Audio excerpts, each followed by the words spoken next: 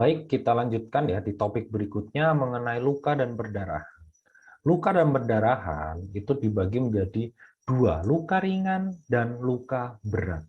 Luka ringan itu berarti kita fokuskan apa? Kita fokuskan cegah infeksi.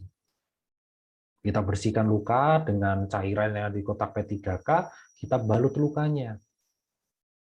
Nah, tetapi apabila luka berat yang biasanya nanti darahnya keluar banyak, kita akan melakukan cegah shock, yaitu kita segera hentikan perdarahan, tutup lukanya, awasi korban, bila perlu segera dibawa ke tim medis. Kenapa? Karena ya tadi, perdarahan hebat itu biasanya nanti akan mempengaruhi kesadaran, denyut nadi, dan sebagainya. Sumber-sumber perdarahan, itu kalau kita berbicara dengan pembuluh-pembuluh darah yang ada di tubuh, itu ada yang namanya pembuluh darah arteri, pembuluh darah vena, pembuluh darah kapiler. Nah, arteri itu adalah pembuluh-pembuluh darah yang dipompa oleh jantung, dan biasanya itu pembuluh besar dan ada denyut nadinya.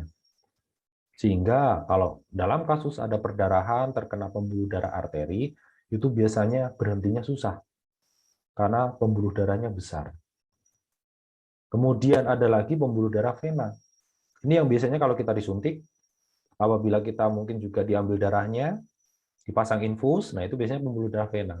Ini juga termasuk pembuluh-pembuluh darah besar, sehingga kalau perdarahan, dia akan merembes dan susah berhenti. Nah, terakhir pembuluh darah kapiler, ini pembuluh darah kecil-kecil di bawah permukaan kulit. Nah, ini biasanya memang tidak akan sampai membunuh, tetapi juga bisa menyebabkan infeksi dan perlu segera ditangani. Bagaimana menghentikan perdarahan berat atau perdarahan hebat ya? Di sini kita menggunakan istilah 3TP. Yang pertama, tekan langsung di titik luka dengan kain dengan kasa. Kemudian kita akan melanjutkan ke tinggikan minimal sejajar atau lebih tinggi dari area jantung. Kemudian kita lanjut ke tekan titik tekan. Jadi kita tekan di area bawah luka, ini berfungsi untuk menghambat sedikit peredaran darah yang ke area luka, sehingga perdarahannya tidak semakin banyak. Penekanan di sini mungkin hanya sekitar beberapa menit. Setelah kita pastikan, oh di sini sudah berhenti, kita akan balut tekan di area lukanya. 6 kasus perdarahan sangat hebat, mungkin terpotong organnya, tangannya, kakinya. Itu biasanya kan pembuluh darah semuanya sudah terpotong, tulang terpotong. Ini kadang susah berhentinya, makanya nanti kita akan melakukan yang namanya ikatan terniket. Jadi kita akan mengikat sekuat-kuatnya di area dekat lukanya agar meminimalkan perdarahannya semakin besar. Walaupun tidak bisa menghentikan 100%, tapi di sini bisa menghambat perdarahan yang keluar atau darah yang keluar bisa diminimalisir. Ini beberapa contoh kasus ya. Mungkin yang kita bisa pelajari di sini kalau contoh ada kasus mimisan, itu tidak boleh ya justru menengadah, tidak boleh disumbat. Yang benar adalah kita membungkuk, kita pencet hidungnya pelan-pelan. Jadi walaupun menetes tetap tidak masalah. Kemudian kalau ada kompres es, kita kompres di dahi. Kemudian kasus yang penting juga kalau tertusuk. Tertusuk itu kalau bendanya besar, jangan sekali-kali dicabut. Kenapa? Waktu pencabutan itu justru malah bisa menyebabkan perdarahan semakin banyak. Jadi biarkan saja tertusuk, tetap di dalam atau menusuk di dalam badan. Kita akan nanti ikat di area mungkin perbatasan ya antara benda tersebut dengan tubuh si korban, sehingga kita bisa meminimalkan lukanya atau perdarahannya. Luka amputasi. Nah, di sini, bila benar-benar sampai terpotong jarinya, tangannya, yang pertama kita hentikan perdarahan di area badan si korban. Kemudian organ yang terpotong kita ambil, kita masukkan di plastik kering, kita cari plastik lain diisi es, dan nanti yang plastik kering yang tadi ada organnya, kita akan gabung di plastik yang sudah ada esnya. Nanti korbannya, bekas potongannya, kita bawa ke tenaga medis, ke pelayanan kesehatan, agar ditangani. Perdarahan dalam, nah di sini, perdarahan dalam ini kasusnya biasanya karena benturan benda tumpul. Yang pertama kita lakukan adalah kompres es sekitar 10-15 menit. Di sini untuk mengurangi bengkak, mengurangi sakit. Sambil saat 10-15 menit kita akan melihat area yang luka itu kalau semakin membesar itu kemungkinan pembuluh darah besar yang pecah di dalam. Sehingga harus segera dibawa ke rumah sakit. Tapi kalau bengkaknya berkurang, kemudian perdarahannya sudah mulai hilang, itu berarti nanti bisa diistirahatkan. Itu ya. Kemudian kalau memang kok makin besar lukanya, jejasnya, bengkaknya, bawa ke bantuan medis. Baik sprain strain atau terkilir kesleo. Nah, di sini tarikan cedera di lotot,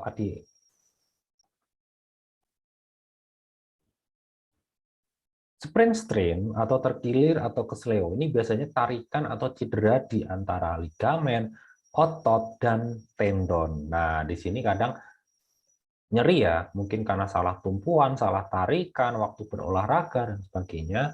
Ini juga perlu segera ditangani. Tanda gejalanya nyeri di area persendian, kemerahan, bengkak, memar, dan gangguan pergerakan. Dan jelas karena di sini antara tendon, ligamen itu jelas di persendian ya, lukanya atau cederanya. Apa yang kita lakukan? Kita melakukan metode RICE. R itu rest itu istirahatkan. Jadi memang area luka harus diistirahatkan. Kemudian I itu ice itu kompres es. Kita sekitar 10 menit, kemudian compression. C, compression itu adalah kita balut dengan perban elastis, kemudian saat kita istirahat, itu kita lakukan metode E, elevation. Kita tinggikan dengan jantung, atau minimal setara dengan jantung. Ini contoh-contoh pembalutan ya, nanti kita bisa melihat ya cara perputarannya, di mana saja yang perlu dibalut, dan prinsipnya tadi jangan banyak bergerak di area lukanya. Lanjut di topik dislokasi ya, kondisi cedera di mana tulang terlepas dari sendinya.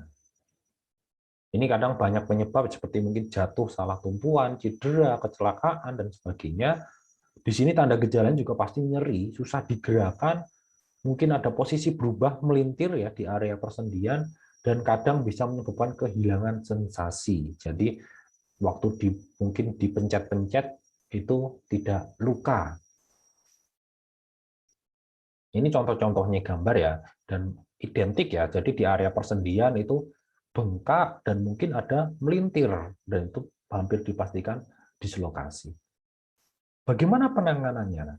Penanganannya adalah yang pertama, tenangkan korban. Sangga daerah yang cedera dengan bidai, kalau digambar dengan kainnya, kemudian imobilisasi itu maksudnya jangan banyak bergerak, kita segera cari bantuan medis, jangan coba memasukkan, mengembalikan posisi tulang seperti semula. Jadi Anda mungkin melihat berita ya, atau mungkin film ya, seperti Jackie Chan, ditarik-tarik, tak tak tak tak balik. Nah, jangan. Nanti malah kalau ada salah-salah semakin parah, kita yang akan disalahkan. Yang perlu kita lakukan seperti tadi saja, sangga, tenangkan korban, imobilisasi, dan cari bantuan medis segera.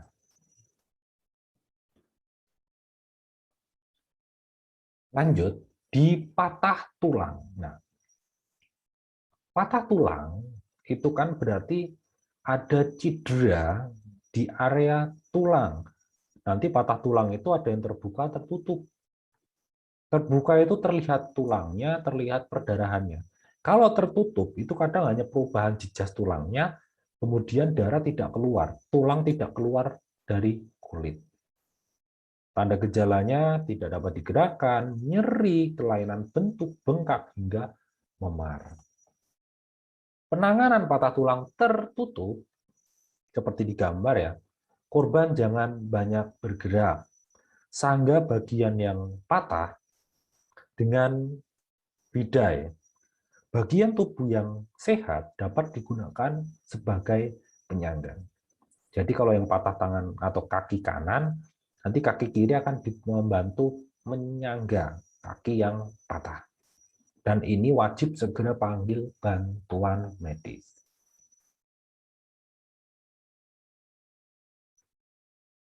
Kemudian penanganan patah tulang terbuka. Nah, di sini kelihatan tulangnya, terlihat darahnya. Nah, yang pertama kita hentikan perdarahan. Tutup lukanya terlebih dahulu, kemudian nanti kita akan bidai. Seperti tadi yang tertutup, kemudian ini juga harus segera dibawa ke tenaga medis. Ini contoh-contoh pembidaian ya. Jadi kita ikatkan dua-dua kakinya. Kalau badan, nanti gambar seperti ini. Jadi kalau badan itu nanti akan kaki, mohon maaf, tangan itu kalau patah nanti dipasang, ditempel dengan badan sehingga tidak banyak bergerak, meminimalkan cedera semakin parah.